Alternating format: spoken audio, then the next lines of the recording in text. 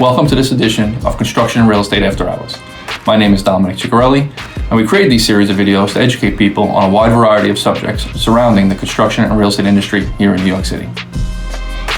Tonight's topic is fences. There's no better saying than fences create great neighbors. We'll be talking about all the general guidelines of installing a fence and some of the misconceptions. We'll also be speaking with Woodrow Fence and Deck owner, Derrick Shapiro, who's been installing fences his entire career and promises to give us some great tips.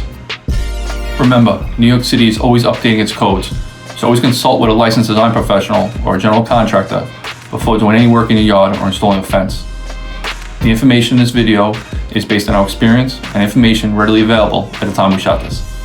The first question we should ask ourselves is, do we need a permit from the Department of Buildings to install a perimeter fence? And the answer is no, you do not.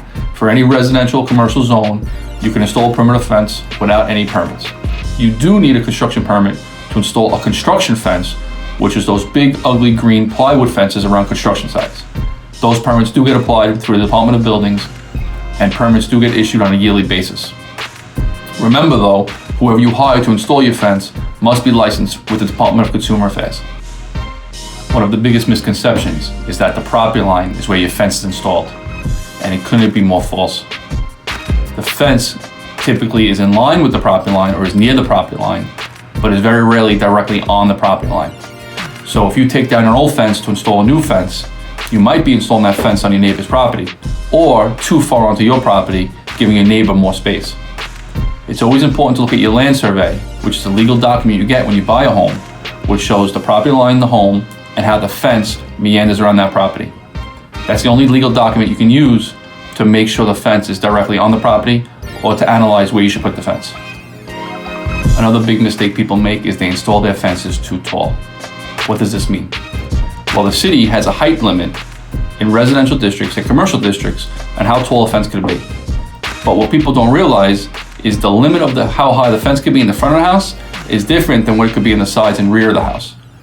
The fence height in the front can't be more than 48 inches, and on the side and rear of the house, it can't be higher than 6 feet. Now, how else do people cheat? They install their fences on retaining walls to get an extra foot or two. But the city uses a very specific term called adjacent grade, that the fence can't be taller than the adjacent grade. Now, if you put a 6-foot fence on top of a 2-foot retaining wall, the fence is now 8 feet above the ground. The city can make you take that fence down because it's too tall. I'd like to now introduce Derrick Shapiro from Woodrow Fence and Decks. He's been on the show before. He installs fences for a living, and he's a great asset on this topic. Hey Dom, this is Derrick Shapiro from Woodrow Fence and Decks. We're an outdoor construction company specializing in the installation of fences, decks, and railings. I've been in the business now for about 25 years. I got into the business through a buddy of mine. His family had a construction company, and I started working part-time, then full-time, and then eventually made my own way in this business. Thank you, Derrick. I'm anxious to ask you one specific question. I'm always told that the pretty side of the fence has to always face the neighbor. Is this true? Dom, great topic of conversation. I think it's kind of a little bit of an urban legend with the nice side facing out and facing in. The nice side of the fence should face out if there is an ugly side. The reason being is if you have a wood fence and you have the ugly side facing out, someone could just walk up to your fence, step on the bottom rail, step on the middle rail, and come into your backyard. With the chain link fence, if you put the ugly side facing out, someone could sabotage your fence. Let's say they can unbolt it, cut the ties, disconnect it, and they can get into your property. That's why the nice side faces out. Luckily nowadays, there's a lot more choices in styles and designs of fences, so they're built a little bit different. Now with your PVC fence, you could have, the fence could be finished on both sides, so you don't have to worry about that. Thank you so much for clearing up this urban legend. Thank God the pretty side of the fence doesn't always have to face the neighbor. Now let's talk about some fence trends you see in the industry. Dom, right now, vinyl fences are controlling the industry. I would say probably every 9 out of 10 fences I put up are PVC.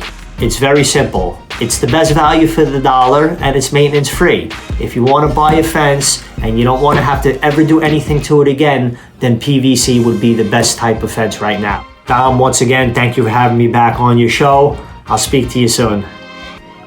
Derrick, thank you for joining us tonight, and thank you to the viewers.